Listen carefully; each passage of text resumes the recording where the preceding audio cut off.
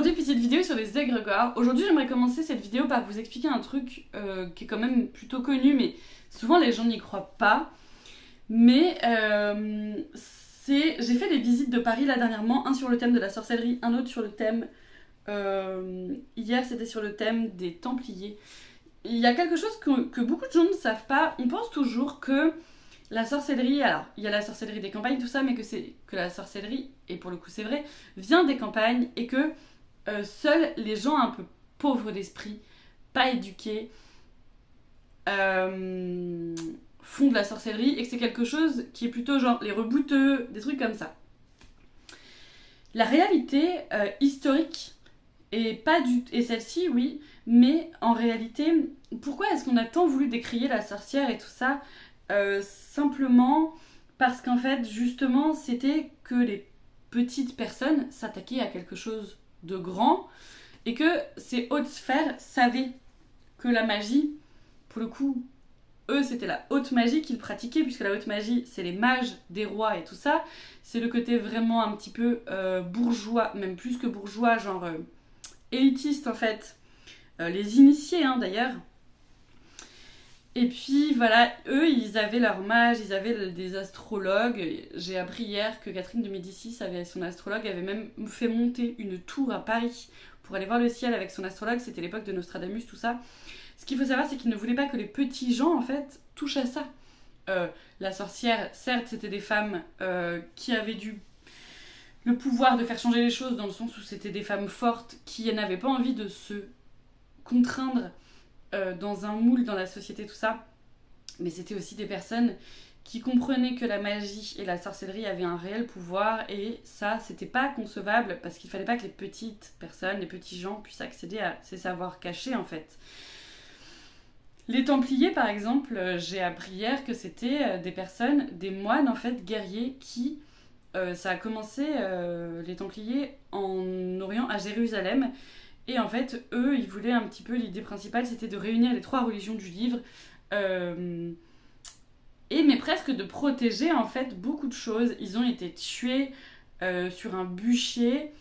Bien sûr, d'autres ont réussi à s'échapper, mais c'était des initiés, c'était des gens qui connaissaient la magie, qui savaient des choses et qui du coup étaient nocifs parce que ça aurait pu se répandre, ou voilà. Alors, je vous fais un truc hyper vulgarisé, évidemment je vous invite à creuser. Alors on m'a conseillé le livre Le Pendule de Foucault, un roman, hein, qui est pas du tout un truc historique, mais où il y a des trucs historiques à l'intérieur, mais c'est vraiment un roman qui part du Pendule de Foucault en première base.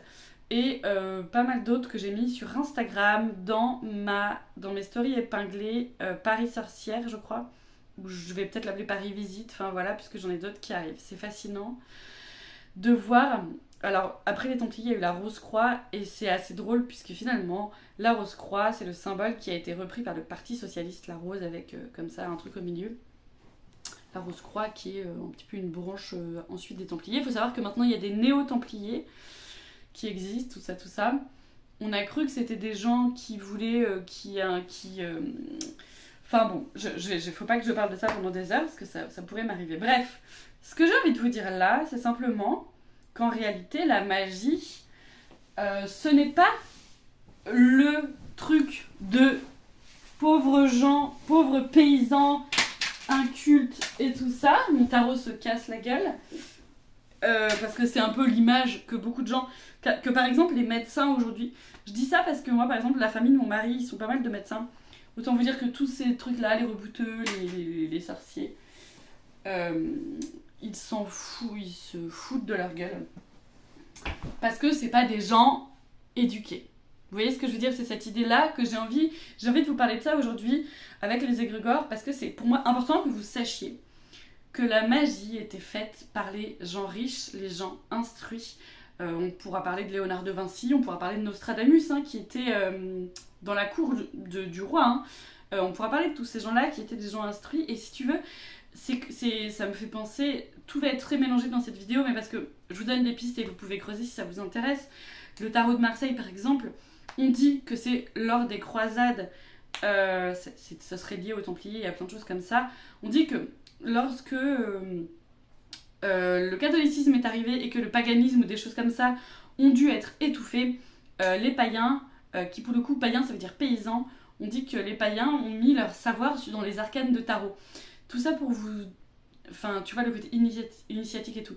Tout ça pour vous dire qu'il y a tellement eu de choses qui ont voulu être cachées par les uns, par les autres, nanana, que c'est vraiment compliqué de savoir la réalité des choses. Mais ce qu'il faut savoir, c'est que je sais que par exemple Sarkozy a fait des études d'hypnose et que la plupart des gens qui font du commerce font des études d'hypnose.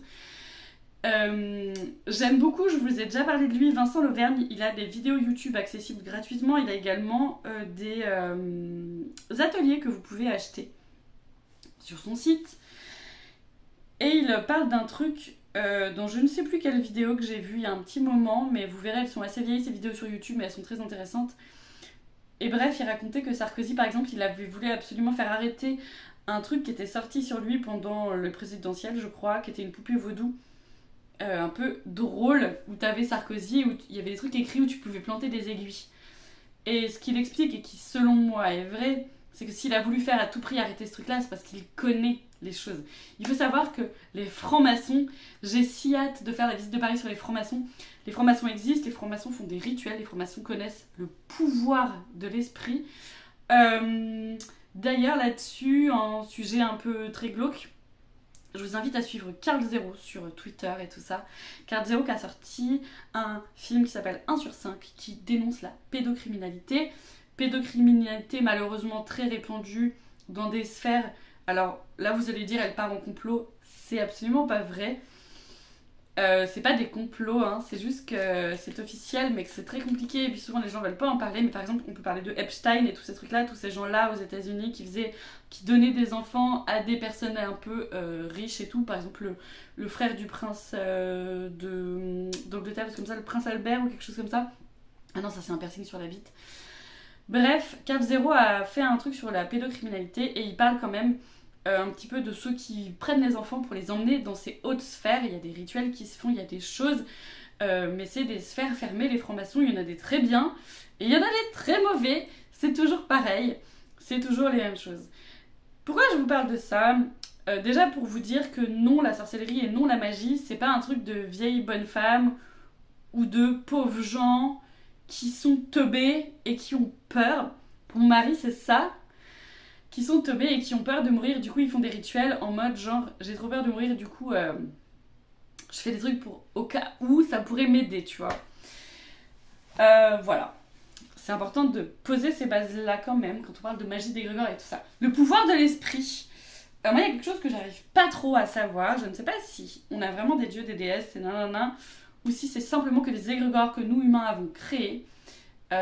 Et du cas nous pouvons nous servir et que ces égrégores se servent également de nous. Est-ce que c'est simplement nous les humains qui créons tous les trucs, les énergies, les machins autour de nous, les formes pensées et tout ça, ou est-ce qu'il y a réellement quelque chose ? C'est vraiment un truc que j'arrive pas à savoir parce que pour moi, quand on parle de placebo par exemple, pour moi c'est teubé de dire ça, c'est pas placebo, c'est le pouvoir de l'esprit. Le pouvoir de l'esprit est infini. Nos pensées nous bloquent, nos pensées nous martyrisent, nos pensées nous libèrent, nos pensées nous... peuvent tout faire en fait. Donc voilà, j'ouvre cette petite porte sans pouvoir la terminer, la fermer. Un égrégore c'est quoi ? Un égrégore simplement c'est... imaginez, on a un gâteau qu'on va faire avec toute notre famille, bah en fait un égrégore de notre famille ce sera ça. Ou par exemple tu sais souvent on dit ah les petits garçons ils aiment, mon fils par exemple enfin non c'est pas un bon exemple mon fils parce qu'après il y a des gens qui sont dans le mauvais corps et tout ça, mais par exemple les petits garçons aiment le foot, aiment le bleu, aiment les trucs comme ça. Alors certes c'est un truc de convivialité qu'ils entendent, bah le bleu c'est de la merde donc ok le bleu c'est de la merde, mais c'est aussi un égrégore, les petits garçons font ci, les petites filles font ça. Un égrégore qui est voué à disparaître, on est bien d'accord et heureusement. Mais ce que je veux dire c'est qu'un égrégore c'est vraiment des choses que nous nourrissons. C'est pour ça que par exemple quand tu fais de la dévotion à une déesse, par exemple pour Hécate, est-ce que Hécate c'est réellement une entité énergétique qui s'est auto-créé, ou est-ce que c'est toutes les pensées des humains qui ont fait des mythes et des légendes sur Hécate, qui ont nourri cet égrégore, et du coup cet égrégore est devenu vivant et est devenu une entité à part entière. Alors les égrégores, on peut s'en servir au quotidien dans la magie. Alors la magie et la sorcellerie, du coup, c'est pas la même chose. Je vous inviterai à checker tout ça. C'est hyper important que vous fassiez vos recherches aussi parce que c'est des études tout ça au final. Hein. C'est hyper important de chercher des choses par soi-même et tout ça. Ah merde, j'ai perdu le fil de mon truc. Je me dis qu'il faudrait que je ramasse mon tarot. Du coup, c'est en train de me perturber. Je ramasse mon tarot et je reviens. Enfin, je suis là, hein. Il est juste à côté, mais il est tombé. Je l'avais mis sur le truc. Et j'ai pas envie qu'il soit par terre. Voilà. Donc, tac. Après, par exemple, ce que disent vachement les visites que j'ai visitées de Paris, nanana, et aussi Vincent Lauvergne, nanana, c'est que la magie vient de l'arabe, vient de l'Orient, vient d'Égypte, vient des Sumériens, qui eux avaient tous ces trucs-là. Et ensuite, tout ce qui a été fait après, c'est juste recopier ce que les Égyptiens ont créé et puis le mettre à ta sauce. Pour ça que les catholiques ont genre supprimé des temples. D'ailleurs, Notre-Dame de Paris est sur le temple de Mercure apparemment, qui était un temple d'Isis à la base. Paris a comme symbole un bateau avec 2 rives et en fait c'est Isis qui est sur le bateau. Enfin bref, des choses comme ça que j'ai appris hier, assez fascinant. La magie vient d'Égypte, tout ça, nanana. Donc les égrégores, ils en parlent et également ils ont des dieux et tout ça, hein, évidemment. Donc ça questionne beaucoup de choses, je trouve. Puisque tu te dis non, en fait c'était les dieux à la base. Il y a aussi la théorie comme quoi, beaucoup de gens qui croient à ça, comme quoi c'était des extraterrestres en gros, les dieux égyptiens qui étaient des géants en fait. Et puis qui ont un peu ensemencé la terre et qui ont dit bah maintenant vous ferez ça et puis vous nous prêterez allégeance, quoi, le côté un peu comme ça. Ah là là, j'aimerais tellement savoir et en même temps c'est tellement chouette de pas savoir et de chercher. En tout cas, il faut rester toujours, je pense, ouvert et laisser la porte ouverte à tout ça. Bref, la magie de l'intention, la magie des égrégores, on s'y connecte en permanence en réalité. Tu te connectes à un égrégore quand tu rejoins un groupe, tu te connectes à un égrégore quand, par exemple, les sorcières à paillettes vont créer un égrégore. C'est comme une forme pensée qu'on aurait mis ensemble et c'est pour ça qu'il faut faire attention à quel égrégore on rejoint. Par exemple, si tu rejoins l'égrégore du catholicisme, il y a eu tellement de gens morts, tellement de gens qui sont contre les PD, tellement de gens qui sont contre... Tu vois, ça peut être un truc un peu taché. Donc il faut faire attention à se connecter, par exemple, à l'égrégore de base. C'est-à-dire peut-être ne pas voir le catholicisme comme maintenant ou nanana, mais plutôt prendre des psaumes qui vont vibrer en toi, qui vont te parler, tout ça, sans forcément faire fi de ce qu'est maintenant la religion et tout ça. Faire attention à quoi on se connecte, c'est hyper important. Parce qu'en fait, à chaque fois que tu vas te connecter à un égrégore, à un groupe, à un truc de danse, à un truc de machin, tu vas donner un peu de ton énergie en fait à ça. Par exemple, on se connecte à l'égrégore du tarot, ce qui fait que par exemple, une carte peut avoir des significations comme ça. C'est un peu le truc du centième singe. Est-ce que vous connaissez ce truc du centième singe? Je vous invite à faire vos recherches dessus. En gros, si tu as 2 îles séparées avec des singes, s'il y a un singe qui va commencer à apprendre à couper avec des cailloux une noix de coco ou on s'en fout, et bien sur l'autre île au même moment, un singe va faire la même chose.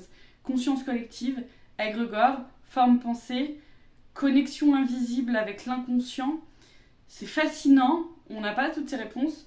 Je vous l'ai déjà dit, je pense, mais je vous invite à lire Aux confins de l'inconscient, Voyage aux confins de l'inconscient, le cas Nicolas Fraisse. Je vais peut-être dire une connerie, mais Voyage dans l'inconscient, c'est aux éditions Très Daniel, il me semble, c'est très intéressant sur l'inconscient.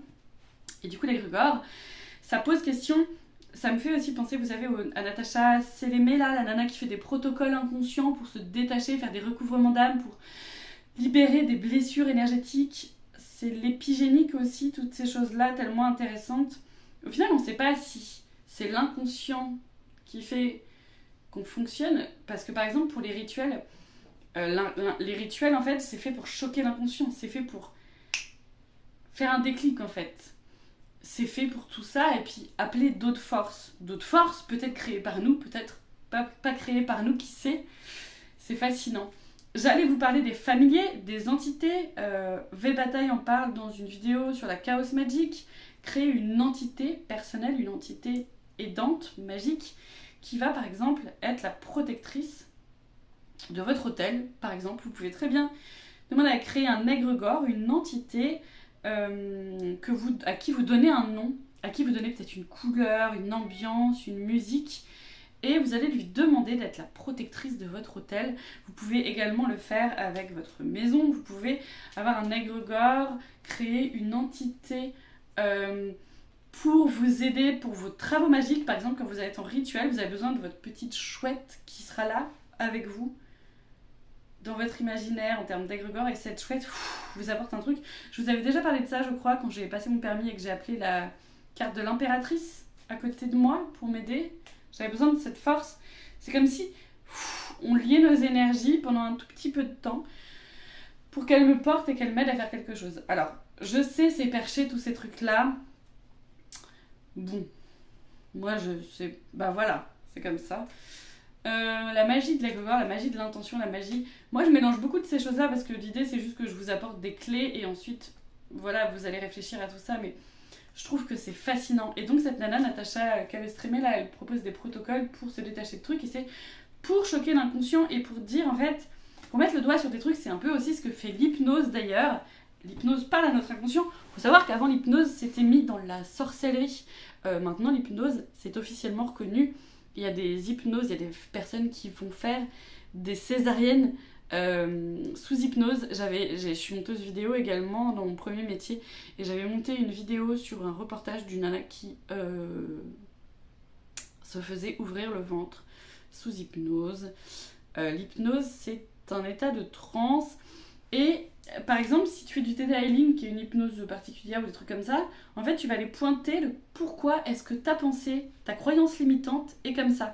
Peut-être, et c'est ce que fait Natacha Cavestremé là, parce que tu es pauvre, peut-être parce que ta famille était pauvre, ton grand-père était pauvre, n'a pas eu la reconnaissance qu'il a voulu, donc toi il y a un truc ambivalent, transgénérationnel qui est toujours en toi dans tes cellules, et comme s'il y avait une porte qui était fermée, bloquée, qu'il fallait débloquer. Tu vois, je rote en même temps que je dis ça. Souvent quand le corps nous parle, et je pense que vous le savez, moi j'ai des frissons quand quelque chose est vibrant pour moi et est vrai pour moi, ce qui ne voudra pas dire que ce sera vrai pour vous. On a tous une réalité différente. Et je rote, et le fait de roter, c'est un peu con de péter aussi, peut faire des libérations énergétiques en fait.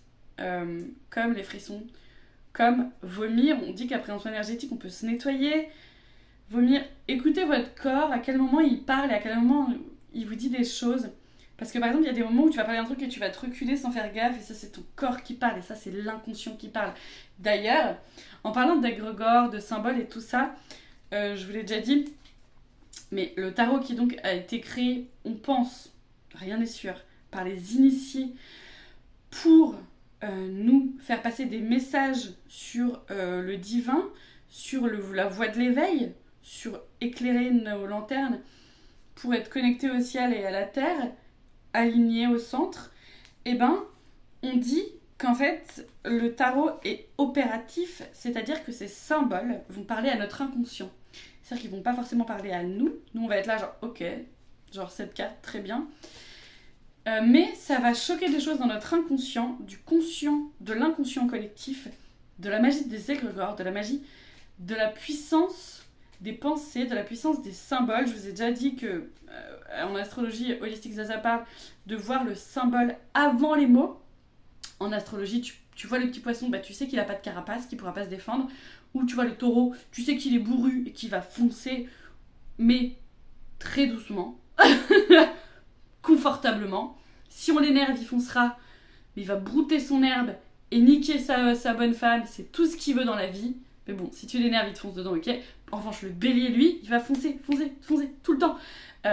Par exemple, le scorpion va piquer là où ça fait mal, il va piquer. Le symbole avant les mots, Retenez ça, parce qu'en fait, quand vous ferez vos rituels, c'est pour ça qu'on ne peut pas réellement faire de rituels généralisés, parce que pour vous, une pomme ne voudra rien dire, pour moi, ce sera le plus gros symbole de ma vie. Pour vous, telle bague de votre grand-mère voudra dire quelque chose, pour moi, cette bague n'a aucun sens. Voilà, c'est tellement important de comprendre que les choses sont ancrées en nous, dans l'égrégore familial, par exemple, dans l'égrégore de votre tradition. D'ailleurs, également, la tradition sorcière ou la tradition régionale. C'est pour ça que s'intéresser à sa région, c'est hyper important, parce que ce sera plus fort dans votre région de travailler sur cette magie-là, puisqu'il y aura l'égrégore de la région qui viendra appuyer, nourrir vos énergies à vous. Mais attention de ne pas se perdre. Par exemple, on va prendre une carte. Évidemment, je sais que ce serait celle-ci. La roue de fortune, on dit que c'est la carte de la psychanalyse. Pourquoi? Simplement parce que, en fait, c'est la roue qui tourne, c'est les schémas répétitifs, et exactement ça, quand on parle de Natacha Canestremi et tout ça, elle parle de schémas répétitifs et tout ça, c'est la carte du thérapeute et du psychologue, parce qu'en fait, c'est aller chercher dans la boue et remonter, aller chercher dans la boue et remonter, et faire ce travail toujours pour l'élévation spirituelle, et pour trouver sa place, c'est la carte numéro 10, la roue de fortune. La fortune, ça ne veut pas dire gagner des thunes, c'est la chance. C'est comment travailler sur ses pensées pour accéder à cette histoire de souveraineté qui nous entraînera dans un mode de pensée positif et dans un mode de pensée convaincant. Nanana. Par exemple, les chanteurs, ils ont des égrégores incroyables, vu que tout le monde se connecte à eux et que tout le monde les aime, ça les fait monter. Et c'est d'ailleurs pour ça que il faut faire très attention au harcèlement sur internet, tous ces trucs là, parce que si un jour t'es harcelé par un groupe sur internet, ça peut te détruire presque même en ne le sachant pas. Je vous ai déjà dit, je suis pas sûre qu'on dit que la magie est plus puissante là où les gens là, y croient. Par exemple, je sais que le mauvais œil et tous ces trucs là dans les pays arabes, évidemment, vu que la magie vient de ces endroits là, c'est encore plus puissant sur ces terres-là.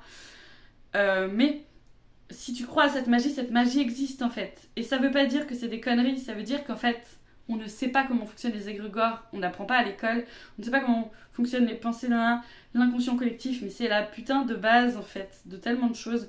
Tu sais, par exemple, il y a des gens qui vont aller faire des travails, des voyages en Égypte ou en Grèce, ils vont dire oui, j'ai téléchargé des codes, j'ai téléchargé des trucs, j'ai téléchargé des machins. Ça veut dire quoi? Ça veut dire concrètement qu'ils sont allés sur ces espaces sacrés et qu'ils ont un petit peu connecté avec les égrégores de ces espaces sacrés qui parfois sont des égrégores hyper puissants qui, boum, vont te faire changer de cap. C'est pour ça que les églises, je vous ai déjà dit, les églises sont bâties sur des temples ou sur des zones telluriques qui avaient déjà été trouvées, c'est pas trouvé, elles avaient déjà été... C'était des zones telluriques importantes, des zones énergétiques importantes. Donc, il y a eu des temples.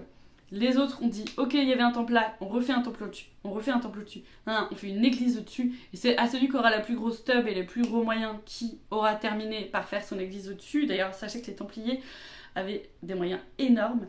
Et c'est aussi pour ça qu'il a fallu les faire taire et tout ça. Beaucoup d'argent, beaucoup. Et du coup, en fait, on télécharge des codes en allant dans des endroits sacrés. C'est d'ailleurs aussi cette histoire, vous savez, quand tu vas dans une église, il y a quelque chose à faire qui n'est pas su par les non-initiés, qui est que tu dois d'abord aller te décharger avec la main gauche sur une pierre, ensuite tu fais un certain sens l'église pour aller, je crois que c'est se décharger dans la crypte, des trucs comme ça. Très sincèrement, moi j'ai jamais encore trouvé d'église où il y avait une crypte accessible et tout ça, mais ce que je veux vous dire, c'est qu'il y a un chemin à faire pour que tu te décharges des énergies qui ne sont plus bonnes pour toi et que tu te charges de ces énergies dans cette église, qu'il y a un sens à tout ça et que c'est pas des conneries. C'est ce que j'ai envie de vous dire, c'est que les initiés le savent et ce n'est pas les pauvres gens, c'est plutôt... Mitterrand avait sa voyante officielle, on le savait. Béline a aidé beaucoup de gens de la haute. En fait, société secrète, tous ces trucs-là, ça existe. Faut pas penser. Faut vraiment que vous sachiez, ça c'est important de comprendre, que vraiment les hautes personnes politiques connaissent les égrégores et connaissent le pouvoir des mots, le pouvoir de l'intention. Souvent des choses arrivent à des dates assez étranges, parce qu'astrologiquement parlant, c'est des dates où il se passe beaucoup de choses, dans les choix politiques et tout ça, ils savent. Voilà, c'est tout ce qu'il faut. Évidemment, je sors ça comme une vérité vraie, évidemment. Vous en faites ce que vous voudrez. Ça, c'est quelque chose en quoi je crois, mais profondément, personnellement. Voilà. D'ailleurs, la tour, c'est vrai que cette carte, je viens de la voir, je sais pas où elle s'est mise. C'est vraiment pour réussir à accéder au spirituel, mais tu monteras et ton ego te bousculera et tout se déconstruira. C'est la tour de Babel, c'est tout ça, c'est très intéressant. Très intéressant. Les égrégores, j'espère que j'aurai un petit peu... Bon, N'hésitez pas à noter des trucs et tout, parce que je sais que je suis brouillon, machin. C'est juste que j'ai pas envie de vous dire, alors McGregor, c'est ça. J'ai envie de vous nourrir d'informations qui, moi, m'ont nourri. Maintenant, ça peut ne pas vous correspondre et vous pouvez ne rien comprendre, j'en suis désolée. Maintenant, n'hésitez pas à revoir les vidéos du début ou... Enfin, voilà. Bisous.